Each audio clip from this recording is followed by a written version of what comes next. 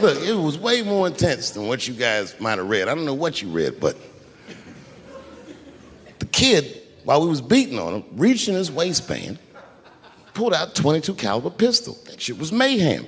Everybody started screaming, oh my God, he's got a gun. He's got a gun. And then I got scared. I was in the back, but I was scared. Because I knew that everybody that was with me was armed. Yes, if they had shot and killed this kid on stage at the Hollywood Bowl, like I pay you to do, Travis,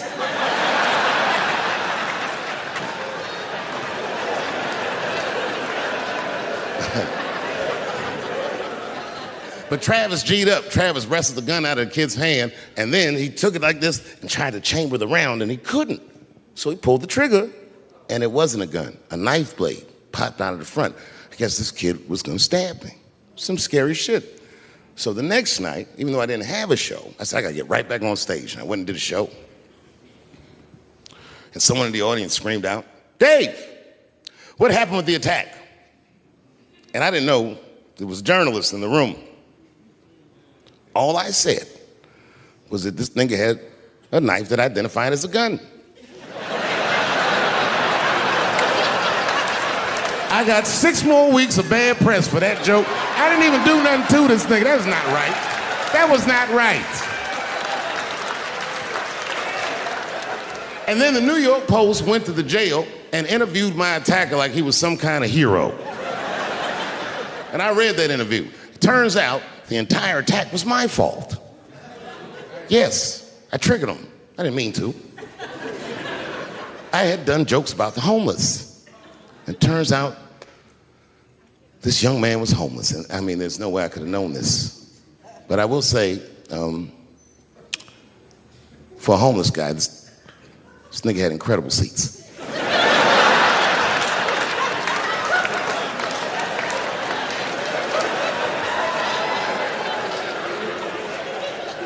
Oh, and they said I triggered him because I had done LBGTQ jokes, and it turns out this fella was a bee.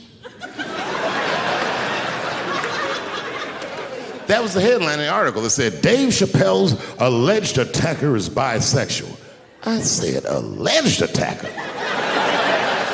This motherfucker definitely attacked me. I'll show you the tape. He's allegedly bisexual. I'm gonna need to see him suck somebody's dick before I believe the rest of this article.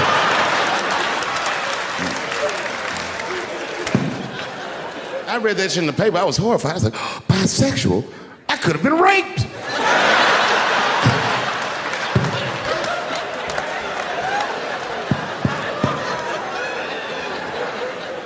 No, you know what though? It's not funny because after all that madness ensued, I went to the hotel room. I was by myself and I opened the door and my wife was in there alone. She was sobbing, like sobbing. I said, oh my God, what's wrong with you, bitch? Did you get attacked too?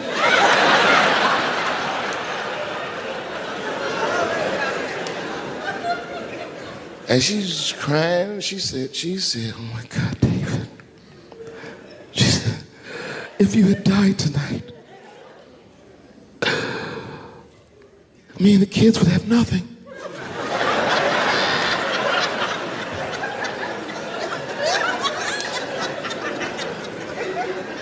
Then I knew it was serious. So I sat down on the bed next to her. And I reached in my pocket, I pulled some keys out that she had never seen before. She said, what are those keys? And I gently placed them in her hands. I said, sweetheart, those are the keys to my safe deposit box. God forbid anything ever happen to me. But if it does, don't even worry about it. You and the kids have everything you need in that box. I've already taken care of it. And she was looking at them keys, and I could see her mind realize what we were actually talking about. And then she just started crying harder. And to be honest with you, that made me cry a little bit too. And we hugged each other real tight.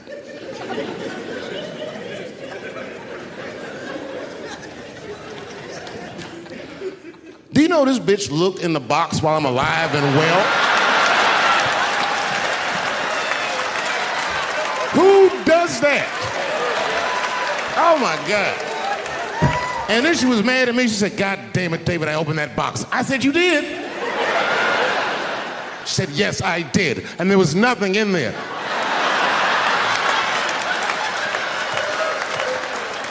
I said, nothing? Oh. She said, nothing except your stupid joke book. I said, whoosh. I said, well, sweetie, look. If you tell those jokes exactly how they're written, you and the kids should be fine. They're really good jokes.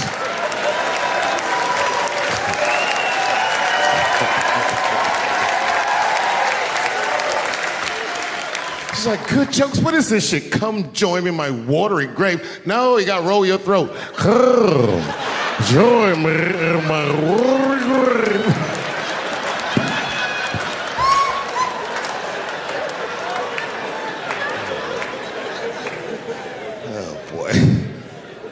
Oh boy.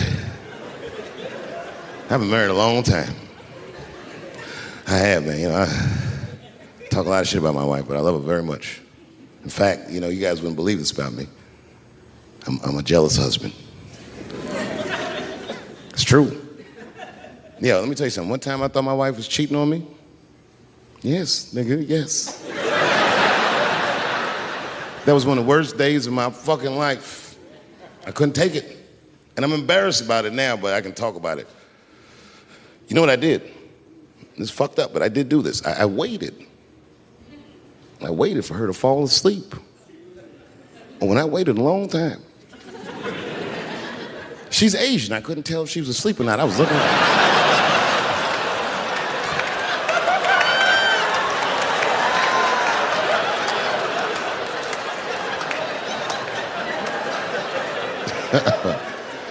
And when I was sure she was asleep, you know what I did? I stole the iPhone, took it downstairs and started trying out passwords to see if I could open it. I couldn't figure out the password. Then I remembered it's iPhone. This shit has facial recognition. I was just like, oh. And that shit opened right up.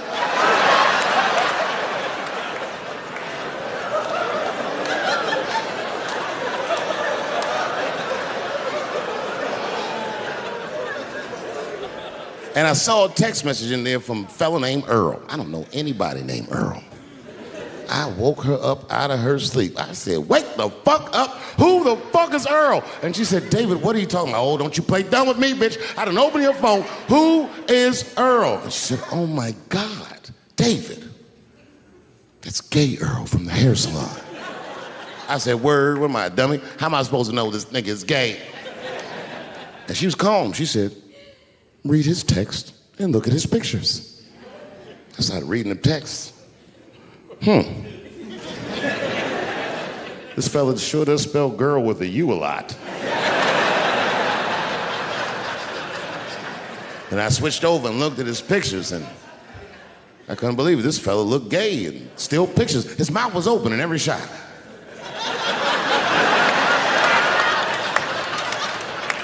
And then I knew she was telling the truth. And then I felt like dumb. I said, I'm sorry. I'm sorry. Okay, I'm sorry. Here, take your phone. I'm sorry, just go back to sleep. I'm sorry, I guess I just been insecure because all this cheating I've been doing. Good night.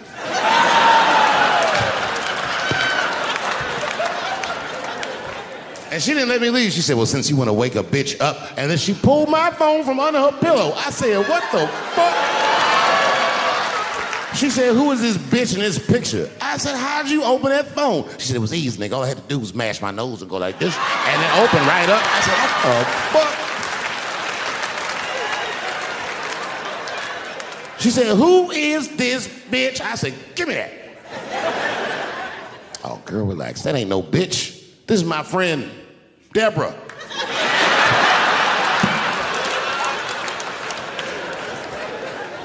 I'm gonna close tonight with a long story. Do you mind? No.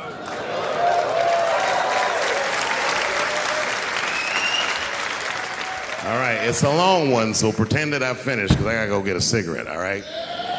I'm not done, but just act like it. I would prefer staying here since we're acting. Thank you very much. Good night. People always say to me, man, Chappelle Show looked like a blast. Was it fun? It wasn't. It wasn't fun at all. It was hard.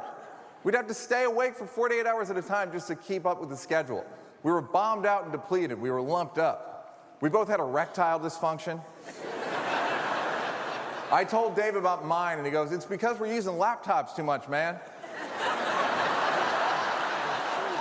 And then he goes, plus we're not as young as we used to be. Meanwhile, there's no causal link between laptop use and erectile dysfunction.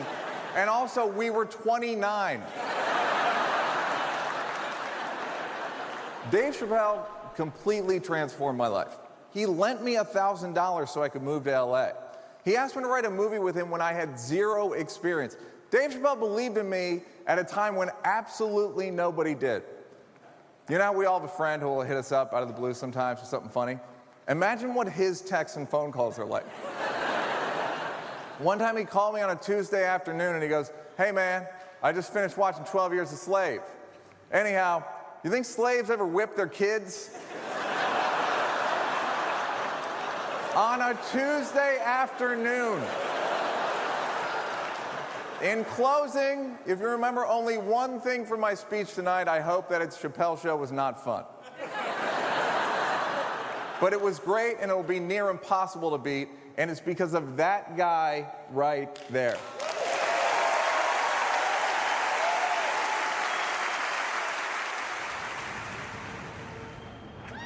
Well, this has been fucking wonderful. I don't know what to say, man. I don't even want this night to end.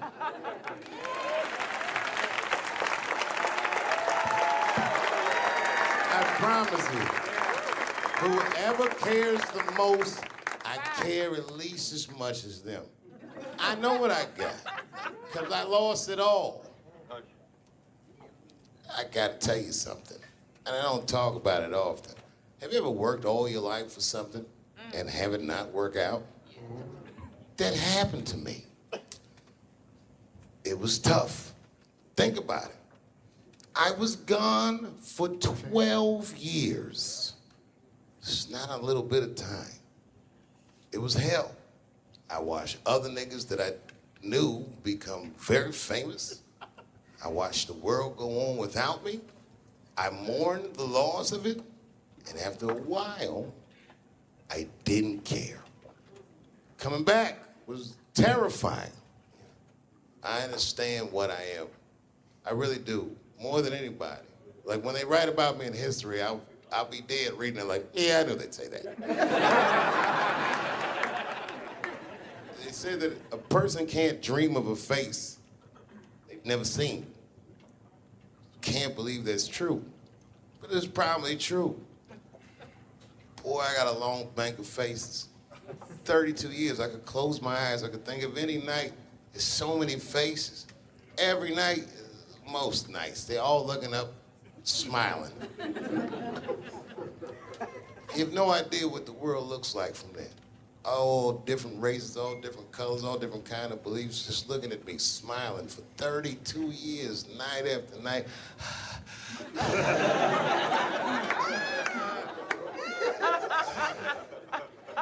No comedian take that for granted.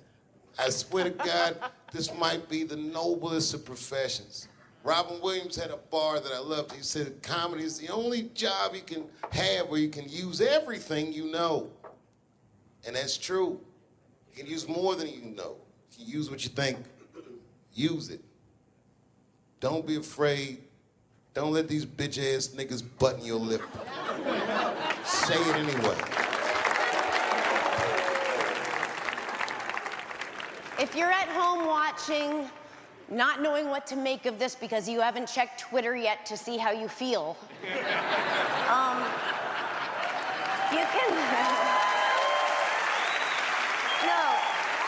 The courage that it takes as a performer and an artist to stand up for who you know you are, to take a chance on yourself, is just one more reason why we all just love and respect and admire this man. And, you know, it was until we started touring a couple of years ago together that I really got a chance to watch him walk through life. I always imagined him on a tractor, you know, out in Ohio, listening to Prince. But because it was Dave, obviously, I just imagined that Prince was there, because that's just how Dave's life was. Things happen in Dave world that just don't happen anywhere else. In fact, the last time, this was in 2008, I think, and I was in DC. In the back of this little restaurant was a gentleman that I recognized as Dave Chapelle. And I thought, why is Dave Chapelle here? And I said, Dave, what? I hadn't seen him in a long time. How are you? What are you doing? And we caught up, and I said, you know, Dave, I'm down here. I'm actually running over to Walter Reed. It was in the height of the Iraq War. And I was going to run down to Walter Reed, and I had a stack of Chappelle Show DVDs that I would bring with me, because they love those. And The Daily Show, So I have these Chappelle Show DVDs, and I say to Dave, I'm going to head down and I'm going to see these guys, these wounded warriors, and I have your DVDs. What are you doing right now? What do you say? You know, he's a spontaneous guy. Let's go. Let's really blow their minds. And he looks at me, and I'll never forget it. He looks up and he goes, no, I'm good.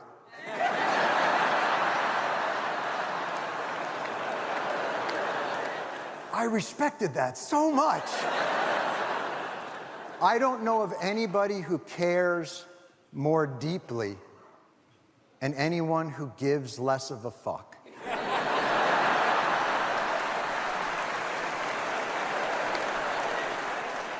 Dave is a touchstone because he's a seeker of knowledge. He's a man that seeks out people and experience and knowledge, and he wants to touch it and feel it and be with it on the ground so that he can then channel that through his art and redirect that back to you as something completely different and new. I can only tell you this, there's only one person that can say, hey man, I need you, and I will be there no matter what, no matter where. And when he called me just recently and said, I need you, a week later, I stood with Dave on a stage in Dayton, Ohio, 100 feet from the site of one of the worst mass shootings in American history. And I watched this man help a city heal a wound born of violence and born of pain. But as we sat and we watched Stevie Wonder sing Masharim, and the crowd going crazy and reclaiming their city, he turned to me on stage and he said, this is their memory now. This is their memory.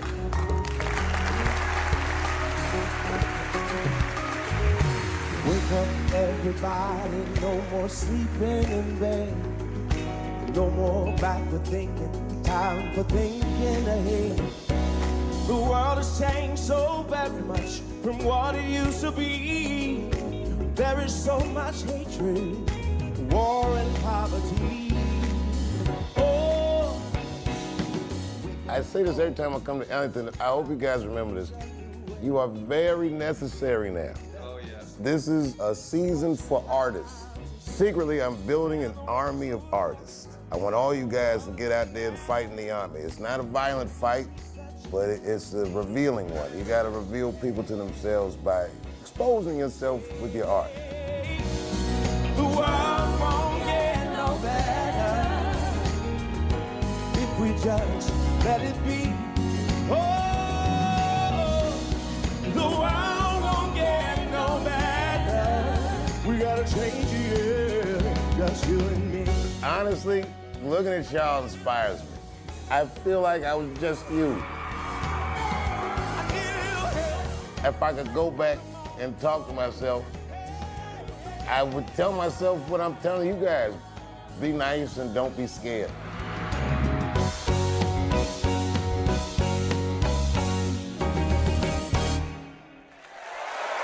Thank you. The Mark Twain Prize was created in honor of a great satirist and irreverent observer of the world in which he lived. In honoring Dave Chapelle this evening with the Mark Twain Prize, we are honoring a comedian at the top of his game, someone who already has a lifetime of achievement behind him, but promises to have another lifetime in the coming decades. And for these reasons, the Kennedy Center is proud to present Dave Chapelle with the nation's highest comedic award, the Kennedy Center Mark Twain Prize.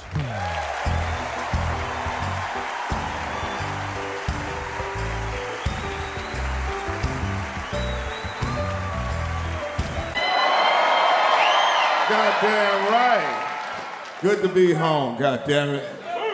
Good to be home. Southeast DC, that's right. Blue High School. That's what we talk about. It's the real DC. Dave came to me and said, we're gonna do this special. Where do you want to do it at? Could have did it anywhere in the world. I said, no, I want to come home. I want to come home and see how it is. And goddamn it, I'm feeling good. I hope y'all feeling good. I'm feeling good because I got that vaccine. Man, I'm telling you, I got it when it first came out. The line was so long, looked like they was hiring me. I stood in that motherfucker. I'm like, I hope they don't run out. It looked like they was running out. It was this old lady, she was 89 in front of me. I just pushed her to the side. Come on, mama, you done lived your life. You got more problems than this coronavirus. You in a wheelchair with crutches. You're being selfish right now. You're supposed to be home somewhere getting together with the Lord. You're being real selfish. You can't tell black people you took the shot. Oh, they look at you like you done sold out. You put that shit in your body? Ooh, Lord. Oh, goddamn. Say it ain't so. Say it ain't so. How could you do that? I said the same way you put that cocaine in your nose. You ain't got no problem with that 8-ball, motherfucker. But I'm wrong for trusting Fauci. You get your drugs from a nigga in the club in the bathroom. You see him smoking blunt with 8 people just smoking it. Ooh, just passing it around. You'll take that chance. But I'm wrong for fucking with Fauci. I got a cousin, this motherfucker live in Michigan. He gonna call me and say, Quake, I heard bad news. I said, what's wrong? He said, man, I heard you put that poison in your body. How could you do it? I said, nigga, you live in Flint. And you just got out the shower. You ain't got no problem with that folk-ass water on your black ass. I mean, they'd be ashamed of their damn self. When you from DC, you done took more chances than the vaccine. You know how many women I done fucked with and had a fever? I'm like, ooh, you really is sick. I thought you ain't want to give me none. I'm going to give you some Theraflu in the morning. But you, God bless you, God bless you. I just want motherfuckers to be consistent.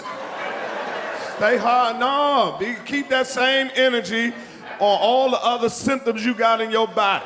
Coronavirus is on the shit that's plaguing our community. I want you to be on it. These hypocrites that we got out here, you got brothers out here been wearing a mask straight for 18 months. Ain't seen a dentist in 18 years. Just be chewing on the left side of their mouth. Knowing they can't fuck with their right tooth. Brush their teeth in the morning, sink look like a crime scene. They be trying to hide evidence like they on first 48 hours for shit. Kids coming in looking at this teeth talking about, Daddy, let me get some of them red hots you eat. I ain't eating no red hot. You eating red hot. Phony ass. You know it. Stay consistent. Be looking all good on the outside. Jordans on their feet, diamonds in their ear, flawless on the outside. Inside, blood pressure higher than giraffe pussy. Type 2, 3, 4, 5 diabetes. Still standing in line trying to get a Popeye chicken sandwich. Eat 4 of them motherfuckers. I don't know why I'm dizzy. I took a Benadryl. Benadryl don't help no stroke, motherfucker. Everything ain't your allergies, nigga. Everything ain't your allergies. Left arm be going numb. What's wrong? Oh, that mean it's gonna rain this Saturday. Fuck you mean it's gonna rain this Saturday? Your arm ain't no weatherman, nigga. Go see a doctor. You know who they are. Got car insurance, they got no health insurance. You all in the club, you my new ride, nigga. Full coverage, 0 deductible.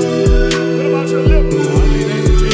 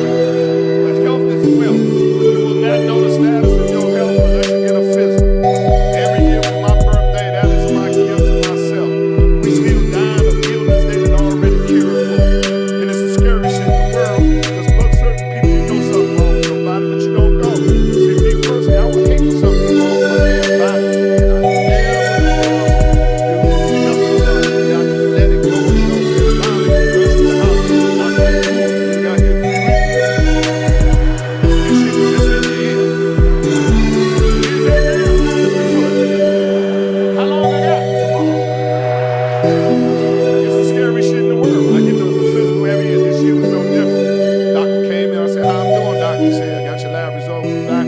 Everything is looking good. You just have one minor discrepancy. I said, what's that? He said, your PSA is high. I said, what's that? He said, that's an indicator of your prostate. You being a black man, prostate cancer is prevalent in your community. What I need you to do is go back and see the reception, make another appointment, come back, I'm gonna do a prostate exam along with your physical. I'm running behind about a month and a half. I should be able to get to see you then. I'm like, fuck that nigga, we doing this shit today. I got Obamacare, nigga, put that shit on the bill. Let's run that shit up before that Republican care comes. He said, you wanna do it today? I said, yeah, I wanna do it today. So I started rolling up my sleeves.